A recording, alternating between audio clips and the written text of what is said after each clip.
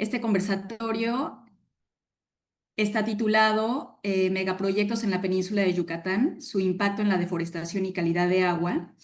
Y bueno, pues les damos la cordial bienvenida en este conversatorio. Y básicamente el contexto de este conversatorio fue justamente porque en la península de Yucatán sabemos que es una región muy rica en recursos hídricos subterráneos, que son esenciales para la vida y para el desarrollo. Sin embargo, la creciente implementación de megaproyectos plantea diferentes interrogantes de sostenibilidad y de calidad de este vital recurso. Y bueno, la intención es que el día de hoy exploremos cómo estos megaproyectos, desde los desarrollos turísticos o infraestructuras industriales, o proyectos nacionales pueden alterar los delicados equilibrios de de nuestros ecosistemas en la península de Yucatán. Y además, la intención es que analicemos algunos riesgos de contaminación, de sobreexplotación y posibles consecuencias a largo plazo para nuestras comunidades y el medio ambiente. El objetivo del conversatorio es generar un espacio de diálogo informado y constructivo y buscamos comprender a fondo los desafíos y oportunidades para identificar estrategias para mitigar impactos negativos en megaproyectos y promover un desarrollo más responsable y sostenible. Para guiarnos, bueno, tenemos la presencia de 4 expertas en la materia que estoy segura que con su conocimiento y experiencia podrán enriquecer nuestro entendimiento y tener posibles soluciones concretas. Entonces, me gustaría primero presentar a la doctora Tonán Cintarín. Ella es investigadora asociada a sede de tiempo completo, forma parte del Sistema Nacional de Investigadores Nivel 1 y pertenece al Departamento de Ecología Funcional del Instituto de Ecología de la UNAM en Ciudad Universitaria. También me gustaría presentar a la doctora Berta Hernández Aguilar. Ella es investigadora asociada C de tiempo completo, es candidata al Sistema Nacional de Investigadores, pertenece al Laboratorio Nacional de Ciencias de la Sostenibilidad del Instituto de Ecología Unidad Mérida, aquí en Yucatán, de la UNAM. También tenemos la presencia de la doctora Luisa Falcón. Ella es investigadora titular C de tiempo completo, pertenece al Sistema Nacional de Investigadores nivel 3 PRIDD, pertenece al Instituto de Ecología de la Unidad Mérida, aquí también en Yucatán, de la UNAM.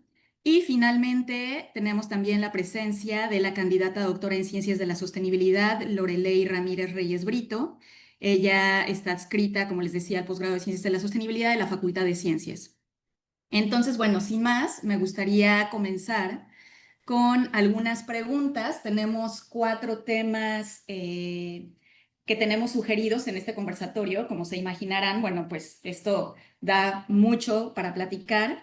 Sin embargo, les vamos a pedir a las ponentes que nos hablen de su experiencia y conocimientos entre 2 y 3 minutos para que podamos ir pasando a distintos temas. Entonces, el primer tema va a ser sobre manejo sostenible del agua y urbanización. Y me gustaría saber su opinión sobre qué políticas y prácticas urbanas podrían implementarse para minimizar el impacto negativo de la urbanización en recursos hídricos, considerando que aquí la península de Yucatán está pues considerada como un polo de crecimiento demográfico, hay mucha migración.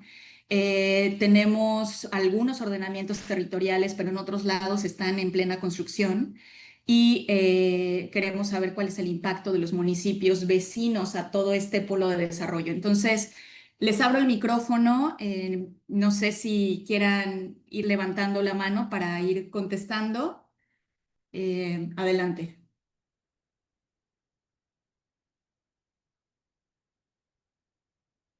Lorelei, adelante, por favor. Sí, pues muchas gracias por la invitación, gracias al Consejo de Cuencas de la Península de Yucatán por este espacio.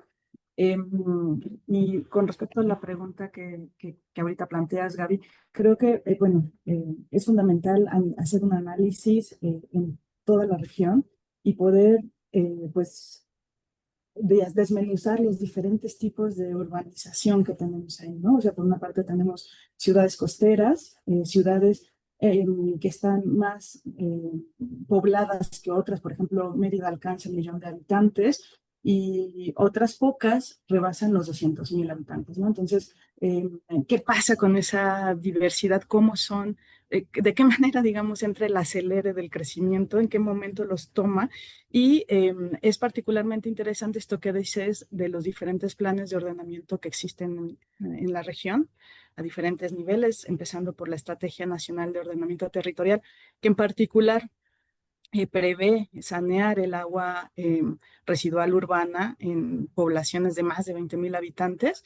O sea, está ahí, está escrito, los demás planes y programas tendrán que irse adecuando a eso, pero por otra parte existe esta propulsión, digamos, al desarrollo urbano, que si bien sería deseado que fuese vertical, aprovechando que pues son ciudades poco densas, y que incluso hay, parece ser que pues el 43% del territorio tiene solares baldíos, para accionar todas las mecánicas y hacer que eso funcione y hacer que realmente esos baldíos se construyan y que realmente donde ya hay edificaciones de cierto nivel se crezcan verticalmente, es muy complejo. Entonces, la tendencia real es a que sí exista cierta crecimiento horizontal, ¿no?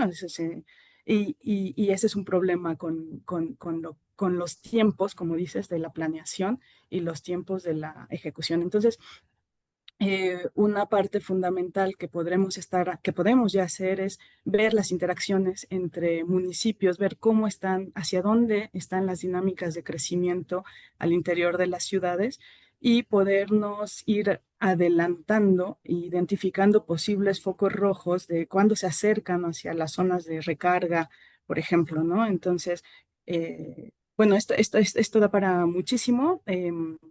Más allá de los polígonos de crecimiento que ya tienen los Implanes, INEGI y demás, bueno, ver dónde el mercado de suelo. Entonces yo llamaría más bien a políticas que regulen el mercado de suelo en la región, sobre todo con la reconversión de tierras de uso común al régimen de dominio pleno, que es muy ha habido esa reconversión ampliamente en el territorio. Muchísimas gracias, Lorelei. Le paso el micrófono a la doctora Berta. Buen día, muchas gracias por estar aquí en este conversatorio. Me parece un tema sumamente relevante el que estamos tratando. Y bueno, siguiendo con esta línea de la planeación y el ordenamiento territorial, algo que no hay que olvidar es que, bueno, todo el crecimiento que se da de las ciudades, pues tiene mucho que ver con cómo hemos construido, ¿no?, el desarrollo, ¿no? Es histórico y no solamente sucede en Mérida, sino sucede en todas las ciudades de nuestro país y en donde privilegiamos ciertas actividades encima de otras. En nuestro caso muy particular, porque pues trabajo la ciudad y la zona metropolitana, muy particular pues tiene un auge la industria o cuestión inmobiliaria, ¿sí? Entonces, esta actividad está ganando a otro tipo de actividades. Y bien, como decía Lorelei, bueno, para eso están diseñados en sus programas y planes de ordenamiento para delimitar esas actividades, en qué tipo de suelo, qué aptitud tiene el suelo para llevar a cabo ciertas actividades. Y estos programas derivan, por ejemplo, nos pueden definir los límites, nos pueden definir las condiciones de riesgo, las vulnerabilidades, etcétera. Sin embargo, ¿qué pasa? En la realidad, lo que sucede es que los distintos sectores tenemos ciertas prioridades, ¿sí? En nuestro caso, la ciudad pues lo que quiere es crecer, ¿no? En esta idea de desarrollo económico, de mejores oportunidades, etcétera. Entonces, está eso y también está esta idea, ¿no?, que se ha venido desarrollando en la ciudad de Mérida, por fortuna, que es una ciudad muy segura, y eso atrae a este tipo de inversiones, ¿no? No solo a la industria, sino también a la inmobiliaria. El asunto está cuando no vemos esos límites, cuando no vimos esas condiciones biofísicas naturales, en donde al construir estas grandes obras, ya sea inmobiliario, ya sea de industria, etcétera, no identificamos esos elementos que nos pueden hacer vulnerables, ¿no? En el caso muy particular de la inmobiliaria, la cuestión del agua y la reducción de los volúmenes de agua por la extracción que ellos usan, pues es un elemento de vulnerabilidad clave, ¿no? El año pasado, por poner un ejemplo, mis estudiantes realizaron un estudio en las inmobiliarias de Concal, y en toda la zona norte de la ciudad de Mérida, ustedes pueden ver cómo se ha extraído más agua, se están los equipamientos inmobiliarios, ¿sí? las cuales se venden como inmobiliarias verdes, pero cuando en realidad entramos y observamos eso que llaman verde, pues dista mucho de lo que debería ser, ¿no? Entonces, es una cuestión, no es que no existan las políticas, sin embargo, son muy permisibles y no tenemos como un agente que está atrás dándose cuenta que realmente se están siguiendo hasta qué nivel, hasta qué límite, y bueno, si ya se autorizó, bueno, ¿cuál va a ser la retribución a ese daño, a esa deforestación que se lleva a cabo, ¿no? Entonces, creo que es eso, creo que es un tema de hacia dónde queremos llevar a nuestra ciudad, hacia dónde queremos ir con ese concepto de desarrollo económico, desarrollo sostenible, etcétera, que es lo que está impulsando demasiado pues estas actividades, estas diversas actividades económicas.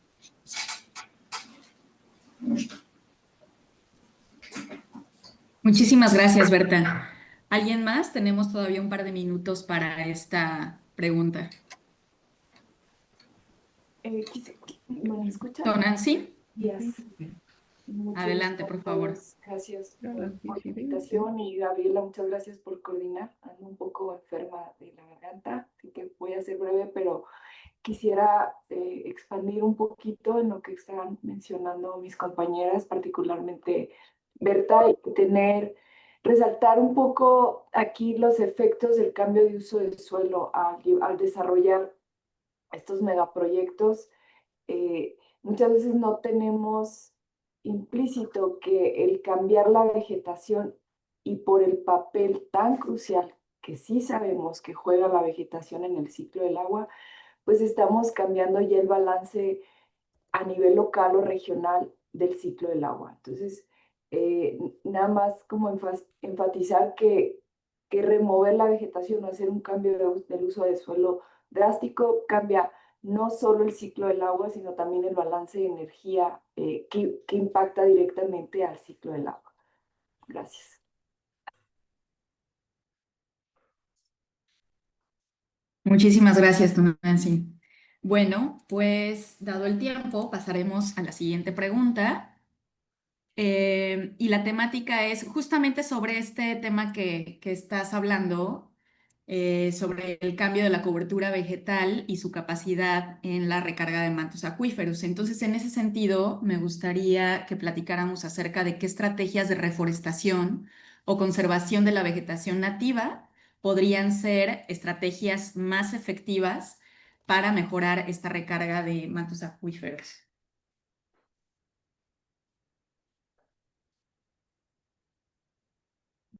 No sé si alguna de ustedes quiera hablar. Adelante, Berta, gracias.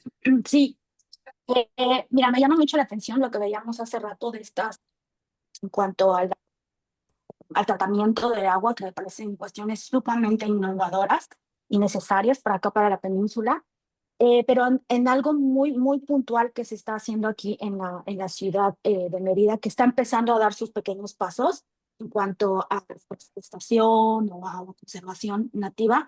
Es, por ejemplo, un proyecto que está llevando a cabo en Ciudad de Mérida que se llama Jardines de Lluvia, que no ha llegado a su punto máximo, pero bueno, es una estrategia local que lo que intenta es reducir el problema de la inundación, pero también a su vez favorecer estos corredores verdes, ¿sí? Y la idea, si ustedes revisan, porque está libre y lo pueden ver, es que justo la cobertura vegetal, no solamente hablamos del suelo, sino también la cobertura vegetal que bien mencionó Tonancy es clave para nuestro ciclo del agua, también favorece eso, ¿no? O sea, favorece, es como un ciclo completo que favorece la filtración del agua hacia el subsuelo, reduciendo la contaminación, pero a la vez también está favoreciendo un tipo de plantas nativas, locales, y por lo tanto embellece el paisaje en donde se vaya a implementar.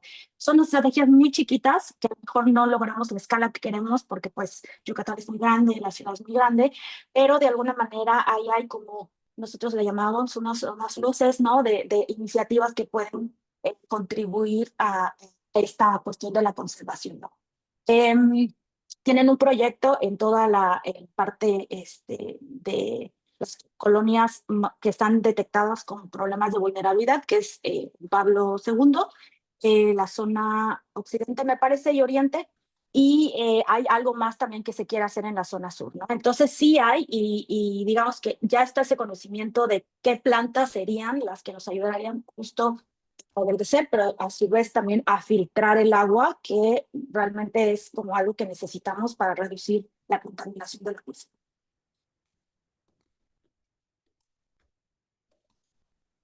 Esto que conoces, en realidad ya hay esfuerzos que se están llevando a cabo y que es muy importante voltear a ellos y trabajar de manera conjunta. No sé si alguien más quiere hablar sobre el tema.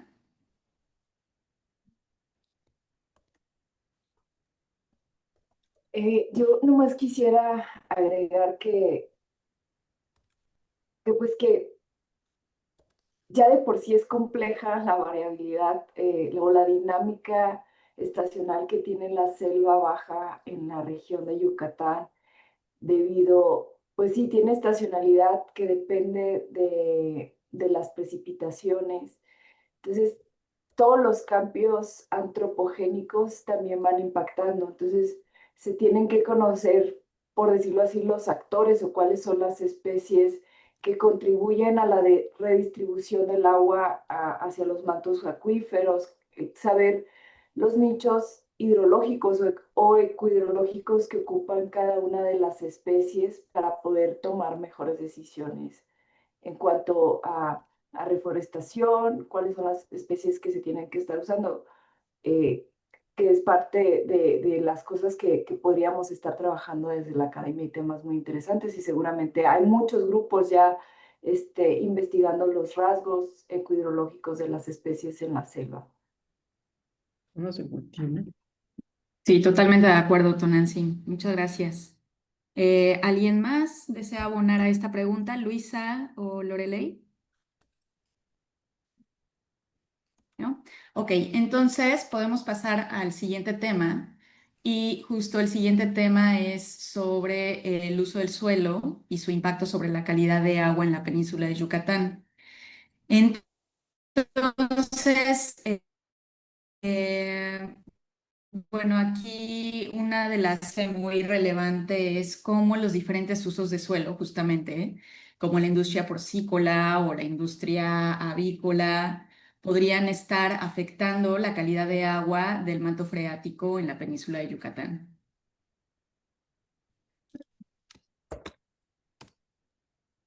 Adelante, Lorelei, muchas Gracias. gracias. Bueno, en el proyecto en el que estoy desarrollando para mi estudio doctoral, hicimos una revisión de las bases de datos que provee el SINA de Conagua y en particular nos enfocamos a revisar, bueno, qué pasa con la distribución del nitrógeno de nitratos, ¿no?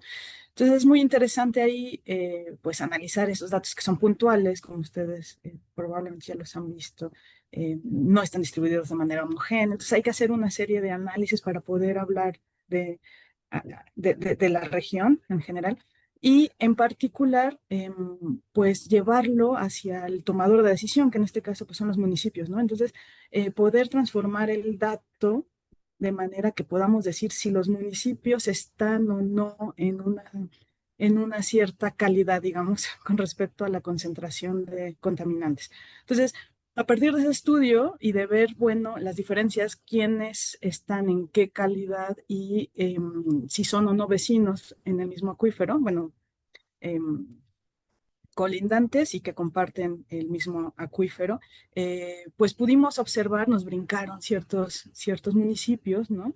En particular, pues Jopelchen y específicamente para este contaminante, perdón.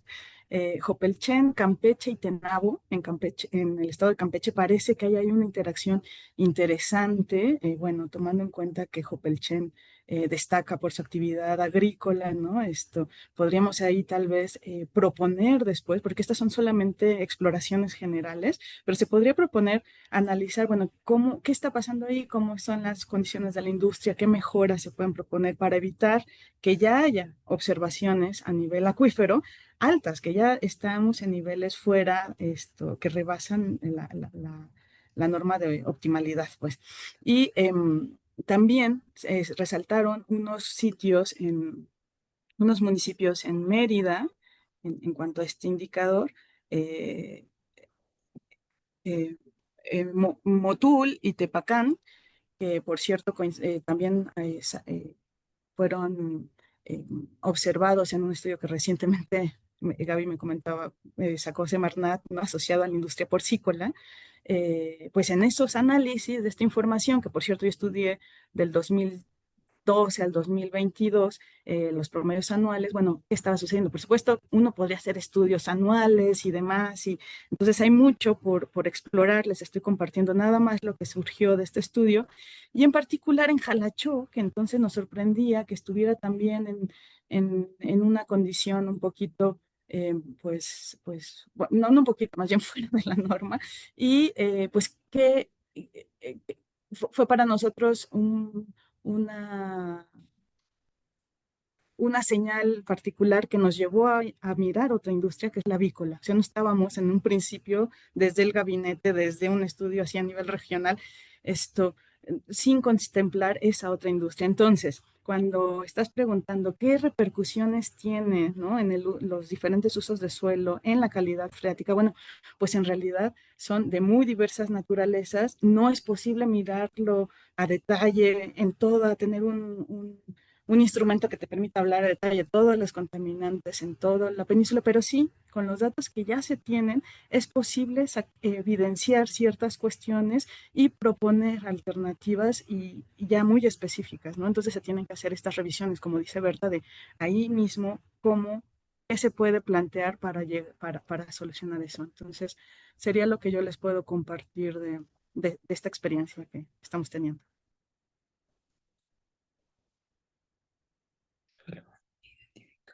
Qué interesante, Lorelei, muchísimas gracias. Doctora Luisa, adelante. Muchas gracias, compañeras Gaby. Siguiendo en esa tónica de la complejidad del acuífero y la complejidad de encontrar fuentes y su distribución, ¿no? Y poder realmente decir, este contaminante vino de este punto particular, es complejo. Completamente siguiendo con lo que dice Lorelei, no estamos en cero. Hay muchas iniciativas, mucho trabajo, y yo insisto en que hay que seguir apuntando a el trabajo conjunto de las diferentes entidades, pensar menos como entidad y más como pobladores en donde todos estamos involucrados.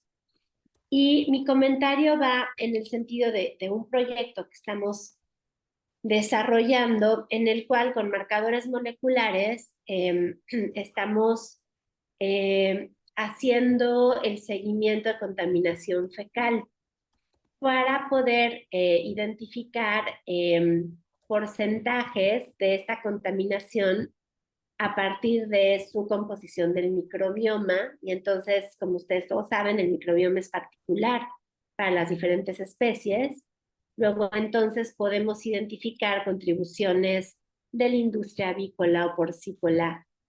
Pero lo que raramente analizamos es esos contaminantes fecales, qué porcentaje viene de nuestros pueblos, de las ciudades. Y ahí es donde empieza y retomo un poco lo que comentaba Berta, ¿no? Aunque haya legislación y aunque haya estrategias, los que vivimos en Yucatán sabemos que no hay una visibilidad de qué pasa con nuestros drenajes. En teoría, algunas colonias tienen tratamiento de sus aguas, pero gran parte de las ciudades, y yo diría que prácticamente todas las comunidades rurales, no tienen tratamiento del agua residual. Entonces, si bien es cierto que la industria de producción de alimentos es enorme en la región, lo que hemos visto es que las industrias grandes porcícolas y avícolas tienen plantas de tratamiento. Hay toda una discusión de qué tan eficientes o no son, pero tienen plantas de tratamiento. Y mi pregunta al foro es, ¿cuántas plantas de tratamiento tenemos en nuestras colonias y en nuestros desarrollos urbanos? Entonces, Lo comento porque no es fácil, aunque identifiquemos una contaminación de origen fecal, no es inmediato decir viene de esta fuente. Entonces, hay más trabajo que tenemos que hacer para poder ir desenmarañando toda esta corresponsabilidad, porque hay problemas gigantescos con la industria, Yameli, ¿no? O sea, todos lo sabemos, tienes toda la razón, Yameli, ¿no? Hay problemas muy grandes, ha habido contaminación dirigida y hay casos que todos conocemos muy bien, exacto como Santa María Chi. Por supuesto que hay casos que son clarísimos e irrefutables. Pero lo que yo estoy diciendo aquí, Yameli, compañeros, es que no es la única causa de contaminación fecal. Además de esta que apesta a cerdo, como bien comentas, Yameli, tienes toda la razón, y que gracias a la ciencia y al trabajo comunitario se está frenando y es un gran éxito y ha sido muy complejo, ¿no? Creo que ahorita no es justo la pregunta, pero lo que les quiero comentar es que en este caso de Santa María Chi es evidente la contaminación, pero cuando analizas escala acuífero, siguiendo con lo que comentaba Lorelei, no siempre es tan evidente de dónde viene esta contaminación. Y sí tenemos que seguir, ¿sabes? Viendo qué corresponsabilidades atañen a todo el tipo de desarrollo, porque es mucho más complejo que, ¿no? Desde las vías de comunicación, cómo están cambiando los flujos de agua, el crecimiento de los polos de desarrollo. ¿Mande? Exactamente. ¿No? Lo que comenta Emilio de los Ríos, o sea, es mitad más o menos granjas, mitad población. Entonces, esa es una realidad que está en diferente nivel y en diferente porcentaje afectando a toda la península. Entonces, tenemos que trabajar a nivel regional, viendo la problemática en todos sus niveles, y casos como el de Santa María Chi son dificilísimos en términos socioambientales, pero al mismo tiempo son sencillos porque puedes identificar fácilmente la fuente. ¿Qué pasa con este 45% de granjas y 55% de la población que dice el profesor Emilio de los Ríos? ¿De dónde, de qué colonias viene? ¿Qué colonias están con mejor tratamiento de agua que otras? Hay un mundo que trabajar en este sentido. Y ojalá fuera más sencillo. Es el comentario que les quiero hacer. Pero bueno, y un poco lo que estamos poniendo a punto son intentar con diferentes herramientas ir haciendo como la separación de, para diferentes regiones del acuífero, estos porcentajes de contaminación y acoplándonos con los datos de nitrógeno y de isótopos, tratar de ir desenmarañando las causas múltiples y tan complejas y perversas que están y siguen contaminando el acuífero.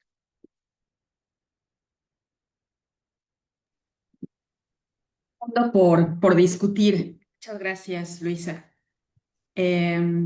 Y bueno, tenemos suficiente tiempo, igual si las panelistas quieren también compartir sus experiencias.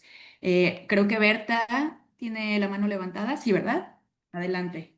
Sí, gracias. Bueno, yo solamente, pues no quiero repetir lo que ya mencionó la doctora Luisa y Lorelei, con relación a la contaminación. Bueno, ya ella misma lo dijo, hay muchos grupos de investigación que tienen los datos, hay publicaciones, etcétera. Pero pensando un poco más allá, yo creo que lo que está pasando en el chat, que algunos no pueden ver, pero aquí tenemos algunos comentarios, como lo que mencionó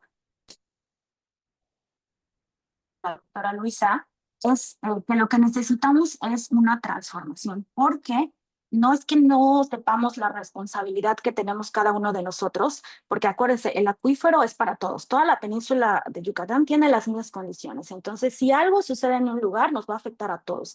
Entonces, lo que hace falta también es visibilizar eso.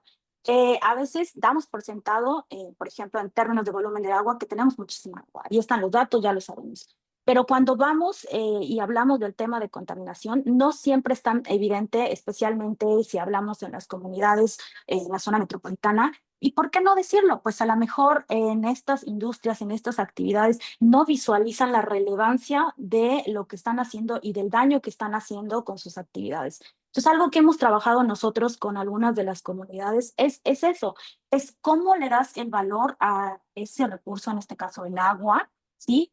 A través de tu experiencia propia. Es hasta que te das cuenta que si el agua está transparente o no está transparente, o como mencionó ahorita Yamili, si huele o no huele, es cuando recuperas ese sentir y dices, claro, algo está sucediendo en Yucatán, algo está sucediendo en mi comunidad, y es cuando entonces empiezas a tomar acciones para esta problemática.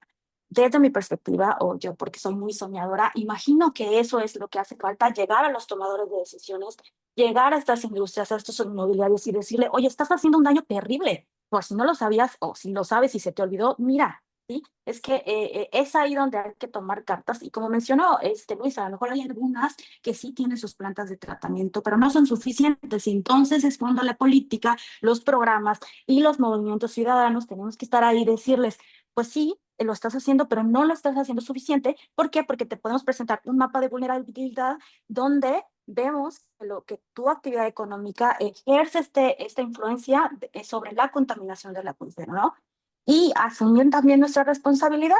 No todos a lo mejor tenemos un biodigestor en casa. ¿Y qué sí deberíamos estar transmitiendo? Es, por favor, si tienes un pozo artesanal, no lo conviertas en basurero, no lo conviertas en fosa séptica, ¿sí? Eso es lo que tendríamos que estar haciendo todos, ¿no? Como ya mencionaron, pues siendo parte de la problemática, ¿no? Muchas gracias, Berta. Bueno, respecto al tiempo, Juan Ramón, nada más aclárame, tengo aquí en el programa que el conversatorio dura hasta las 11 y luego la sesión de preguntas es de 11 a 11:10. ¿Es correcto? Correcto, ¿O ya pasó al último tema? correcto. De 11 a 11:10 tu espacio de preguntas. Ah, perfecto. Entonces todavía tenemos 11 minutos para poder continuar con las siguientes preguntas. Y después, a partir de las 11, comenzaremos con preguntas y respuestas desde el público, ¿no? Una conversación. Y bueno, continuaremos entonces con la siguiente. Ok, el siguiente tema es sobre indicadores biológicos y calidad del agua. Y bueno, aquí esta sí es una pregunta que va como muy dirigida por toda la experiencia que se tiene respecto a el uso de diferentes indicadores, ¿no? Como los microbialitos, y eso pues es completamente todo un tema que la doctora Luisa Falcón tiene súper claro. Entonces nos gustaría saber ¿qué indicadores biológicos podrían ser los más efectivos para monitorear la salud de agua en relación con la presencia de estos indicadores?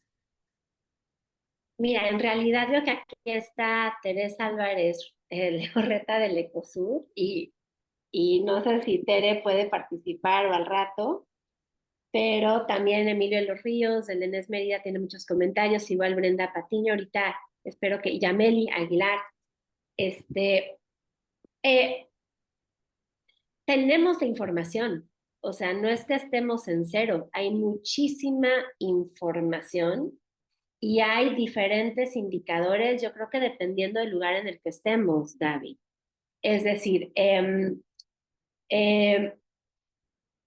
o sea, cada una de las regiones del acuífero tiene sus características y falta sintetizar mucha información también.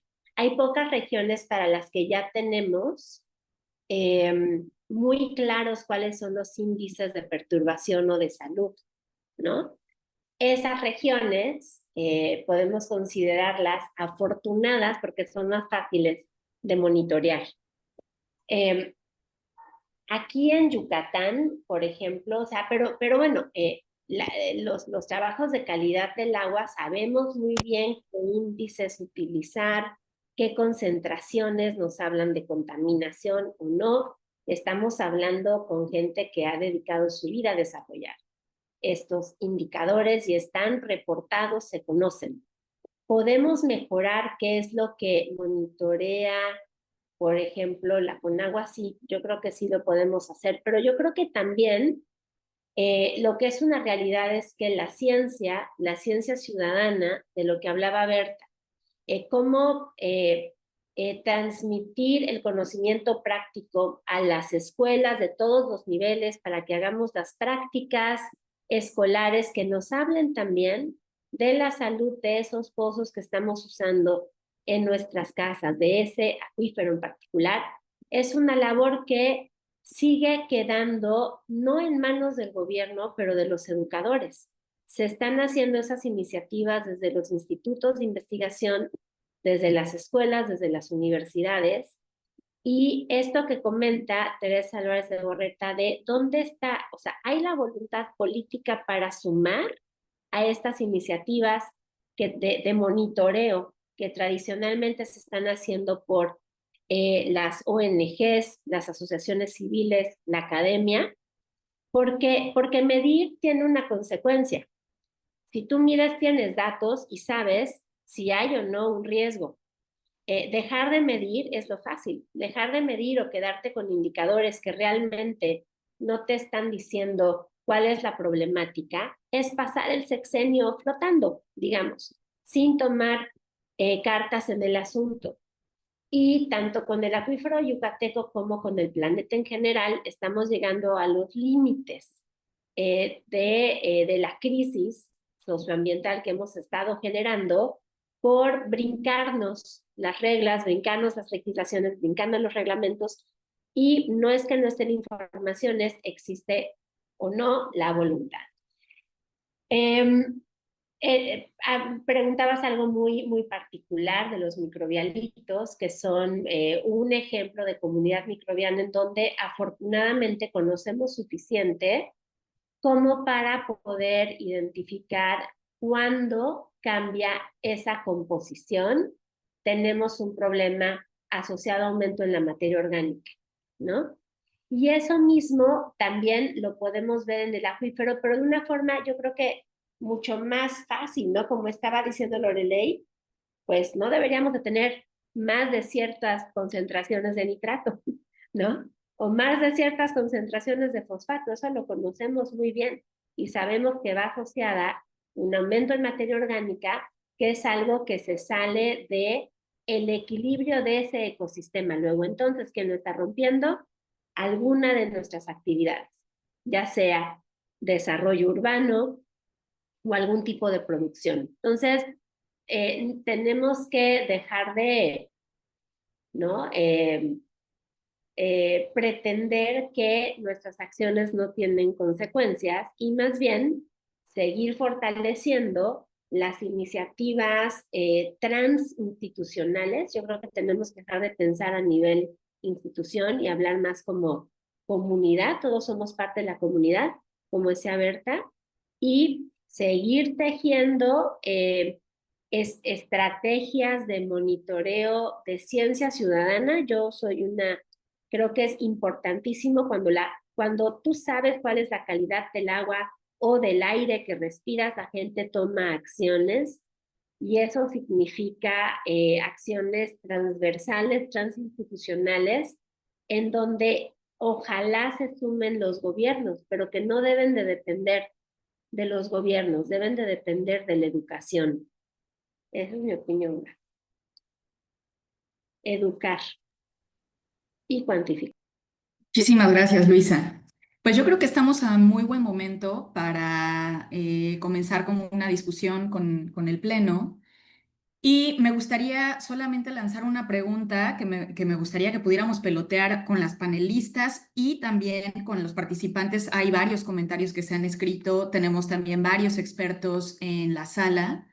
que espero que puedan compartir también sus experiencias. Y quisiera básicamente que la pregunta en general de cierre para conectar todos estos temas, nos pudiéramos enfocar en cuáles serían las estrategias más efectivas para asegurar la sustentabilidad del agua y prevenir cuestiones de deforestación, que se puedan involucrar a los diferentes actores, los más relevantes, como acaba de comentar Luisa, ¿no? Que estaríamos entre la población, comunidades, empresas, por supuesto, industria, por supuesto, y gobierno o tomadores de decisiones. Entonces, pues adelante, los que quieran compartir y abrir sus micrófonos son todos suyos.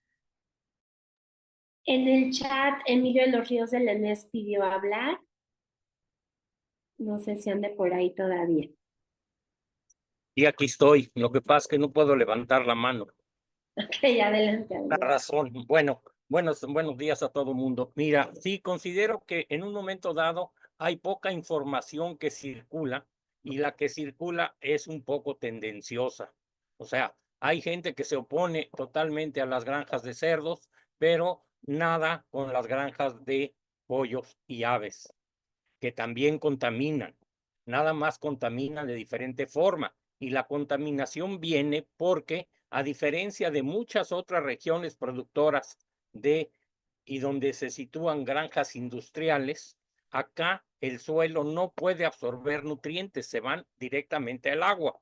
Entonces, la norma, si uno saca la cantidad de agua que están regando, y digo regando porque la utilizan para el riego, no como se debe hacer en función de las necesidades de nitrógeno o fósforo de los cultivos, dependiendo del suelo, ¿sí? Y después hay un vacío legal en cuanto a los sólidos que se derivan de el tratamiento. ¿Qué está haciendo ahorita las granjas porcinas? Están metiendo un extrusor los residuos, bajan la carga orgánica que meten a sus plantas de tratamiento, que están dimensionadas para una carga orgánica mucho mayor, sacan una calidad de agua mejor y entonces dicen que la circulan y ya no producen nada porque hay un hoyo en la ley de residuos sólidos que considera todos los excrementos biosólidos independientemente de la calidad. Entonces, hay un problema legislativo que nadie ha atacado. La norma se pasó del 97 al 22 para ser reformada y las organizaciones de ganaderos industriales pusieron el grito en el cielo y eso está en el registro de la discusión de la actualización de la norma. Yo lo tengo por ahí, si quieren se los puedo pasar. Y por otro lado, hay años que se dice lo mismo. Se dice lo mismo de que hay que monitorear. El primer ejemplo que yo he encontrado es un artículo de un geólogo americano que, trabajando para el Banco Mundial, en 1971 advertía sobre el problema de la fragilidad de contaminación y la fragilidad del manto y que había que monitorear. Estamos hablando cuando Cancún no existía, ¿sí? Y la unidad de planeación hídrica norte de Yucatán, que es lo que se supone que la Conagua usa para planear hídricamente, es un problema muy grave porque concentra 84% de las, más del 84% de las granjas de aves, como por ahí del 60% de las granjas de cerdos y el 70% de la población del estado de Yucatán. Entonces, si se tiene que actuar, se tiene que actuar a nivel global, porque hemos actuado que hay la granja Santa María Chi. Ahora, ¿por qué se desata la crisis de Santa María Chi? Porque ya no supieron qué hacer con los sólidos y los quemaron. Y ahí fue cuando asfixiaron al pueblo, porque las aguas tenían años de estarlas ensuciando. Yo fui a Santa María Chi para tratar de monitorear las emisiones de nitrógeno atmosférico, la deposición húmeda, la deposición seca, y hablé con la gente. Entonces, y todavía hay mucha gente, por ejemplo, recientemente, tanto en la Jornada Maya como en el Observatorio Ciudadano Científico de Yucatán, publican datos del REPDA distorsionados diciendo que 1.9% del agua se usa en uso pecuario, cosa que no es cierto porque las granjas industriales tienen usos múltiples y eso los metieron en la agrícola para esconderlos. Si quieren, también les paso un documento al respecto. Entonces, señores, nos estamos haciendo tontos. Por favor. Gracias. Muchas gracias. ¿Alguien más, tanto del panel como del público? Adelante, Berta. Sí, bueno, muchas gracias por la intervención. Siempre hay muchísimo que decir de este tema y por supuesto nos genera ciertos sentimientos hablar de una problemática tan importante. Específicamente, ¿qué estrategias podrían ser más efectivas o pensando en cómo si podemos citar a eso que llamamos sostenibilidad? Bueno, viendo el panorama tanto de la política, como de la cuestión biofísica, como de la toma de decisiones, etcétera, pues no estaría de más pensar justamente en una vigilancia, ¿no? Que no recaiga completamente en el monitoreo, pero sí en una vigilancia, ¿quién? Pues a lo mejor, como menciona la doctora Falcón, interinstitucional, de diversos actores, en donde sí logremos identificar pues esas normas, esos límites. En un principio, pues los límites, ¿no? Hasta qué tanto permitido los niveles de ciertos contaminantes, ¿no? Hasta que el porcentaje, la calidad del agua es buena, hasta, sí, tener primero eso como claro y algo colectivo, que todos entendamos qué significa ese 0.56 y yo, ya es un tema grave o es un tema moderado en principio, y luego con eso entonces sí ya poder decir, bueno, este tipo de industrias o este tipo de actividad económica está generando más del que debería, entonces pues lo vigilamos y pues lo sancionamos, ¿no? Yo creo que eso de la sanción se ha mencionado en otros foros. Bueno, yo me acuerdo mucho en Ciudad de México que esa una alternativa al problema de escasez de agua que alguien planteó y todos una sanción diferenciada, ¿no? Y todo el mundo así dijo, no, pero es que no puede ser eso. Pues no lo sabemos, puede ser una alternativa también, a lo mejor en términos de contaminación. Si ya sabemos cuáles son las industrias o las actividades responsables, bueno, entonces sí se puede hacer una sanción en función del grado del que está contaminando, porque algo de lo que están hablando aquí es eso, ¿no? No vamos a comparar la contaminación porcícola con la contaminación que yo hago de mis propios residuos humanos, ¿no? Porque hay que aceptarlo, pues a mí sí me gusta la cochinita, entonces también adquiero cierta responsabilidad con eso. Entonces yo creo que sí sería bueno, yo me lo imagino así o lo estoy pensando, que podría ser una forma, la vigilancia, las acciones y pues indudablemente si a nosotros nos interesa el tema, pues tenemos que estar ahí, como gremio, como colectivo, como ciudadanos, tendríamos que estar presentes, ¿no? En el tema. Y nada, gracias. Muchas gracias. Nos quedan todavía 5 minutos. Lorele, y adelante. Sí, gracias. Sí, a mí me parece particularmente interesante el problema de la gestión hídrica en la península, por lo que ya se ha mencionado acá, y la manera tan clara que se puede ver como un bien común, ¿no? Como decían la profesora Falcón y la profesora Hernández hace un momento, con esta visión de que todos consumimos de eso, pero no de manera igual, ¿no? Esta visión diferenciada, porque las industrias, o sea, el uso que ven rebasa, es decir, su uso va más allá del consumo que las comunidades pueden tener. Ayer mencionaban, bueno, las comunidades también tienen su propio cerdito, sus propias gallinas y también están utilizando fertilizantes. Sí, pues, pero ellos también están consumiendo de la misma fuente. Entonces un compromiso distinto con el bien, ¿no? Entonces, esta perspectiva de hacer un análisis en red y poder elevar las calificaciones de calidad del agua puntual al municipio puede darnos una idea de responsabilidad sobre los tomadores de decisión. O sea, más allá de que, pues sí, las industrias van a querer desempeñar su negocio como sucede, pero ¿qué pasa con quien autoriza ciertas cuestiones? O sea, sí hay una responsabilidad que va más allá de su población, de su territorio, porque está contaminando la bolsa común de todos, ¿no? Entonces, ahí podríamos tal vez, bueno, no sé, me gustaría, para mí sería deseable que pudiéramos tener una perspectiva de estas sanciones diferenciadas en función de, bueno, ¿qué se ve? ¿Dónde se ve? O sea, desde quién está levantando el monitoreo, ¿dónde están los puntos? O sea, sí tenemos mucho que ya estamos hablando de esa información, se ha venido hablando desde hace mucho, pero no tenemos tal vez los suficientes puntos. Entonces, lo que no se ve, dónde están ubicados, se están poniendo en las zonas necesarias o no. Y después está, bueno, quién contamina a quién. Puede haber municipios, como sabemos, que están contaminando al vecino, ¿no? Pero aquí va más allá de la cuestión territorial. Reitero, perdón, pero estamos diciendo que están contaminando a todos.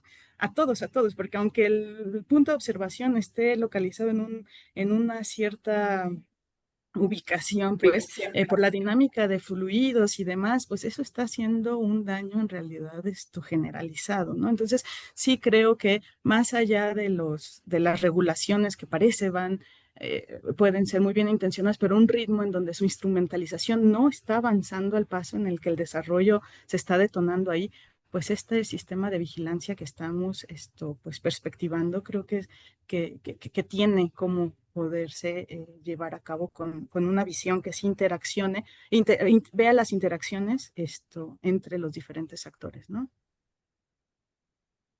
Sí, buenísimo, Loreley. Muchísimas gracias. Y bueno, ya para cerrar, aquí lanzaron también un tema que es muy relevante, que habla no solo de la contaminación como un tema que hay que analizarse, sino también como el tema de extracción, ¿no? Que es como uno de los retos fundamentales. Entonces, no sé si alguien quiera decir algo al respecto en este sentido.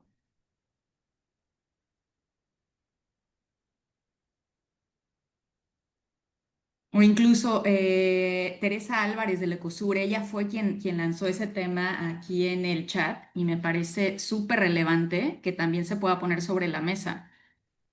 No sé si ahí, Teresa, tienes alguna otra No, muchas gracias. información que nos puedas Sí, pues compartir. mire, Se escucha. eso es lo que a través de los muchos años que hemos estado participando en los diferentes órganos auxiliares del Consejo de Cuenca y en diferentes foros, hemos visto sí que nos hemos convertido en narradores, ¿no? Del desastre y de la degradación de los ambientes. Es muy desafortunado eso, pero dentro de esos, además de, como comentaba, de la contaminación, está el hecho de la extracción de agua. Es decir, nosotros, o sea, podemos referirnos al documento del programa regional hídrico que se generó a través del Consejo de Cuenca, y los datos ahí que comparan los 3 estados de la península de Yucatán y la extracción de agua que se hace por giro o por actividad es impresionante, ¿no? Lo que está ahí. Junto con eso, a la par de la extracción, está la cuestión de la recarga del acuífero, es decir, hay ciertas zonas en donde ya se está superando la capacidad de recarga del acuífero con la de extracción, y aparte de su salinización, su contaminación. Así es que es un complejo multifactorial con muchos problemas por atender, ¿no? Entonces es importante, yo mencionaba Heineken porque es de asustar que siempre todo proyecto productivo están hablando de la generación de empleos y de los recursos que se van a invertir, pero nunca se habla de los impactos que va a generar. Y una empresa como la cervecera, pues se sabe qué volumen de agua tiene que utilizar para producir cerveza. Es decir, no sé, lo que le sobraba era agua. Entonces, como se habla de agua a nivel, o sea, dependiendo de la escala de la que estemos hablando, obviamente sí, la península tendrá mucha agua, pero está distribuida de manera desigual en la península de Yucatán. Es decir, no tenemos la misma cantidad de agua y disponibilidad en toda la península. Entonces, de ahí es lo importante de considerar la extracción. Sé que ya el tiempo ya se acabó, pero sí es algo que a lo mejor se tendría que ver en otro momento, otra mesa, porque justo los polos de desarrollo que menciono más abajo están considerados polos de desarrollo industriales, más los polos de desarrollo que se espera se generen alrededor de las estaciones principales del Tren Maya, que significa pues más extracción de agua y más generación de aguas residuales. Entonces eso va a tener un impacto, o ya lo está teniendo, en el manto acuífero. Entonces es nada más para mantener esas temáticas en la mesa y en cualquier otra mesa para ver de qué manera se van a poder atender cambio. Y muchas gracias por darme la palabra. Muchísimas gracias, Teresa. Muy importante lo que comentas. Y sí, estoy de acuerdo. Esto serviría para otra mesa temática y ojalá que se pudieran tomar acciones en este respecto. Y bueno, pues hemos llegado al final de nuestro conversatorio. Les agradecemos mucho por estar aquí de manera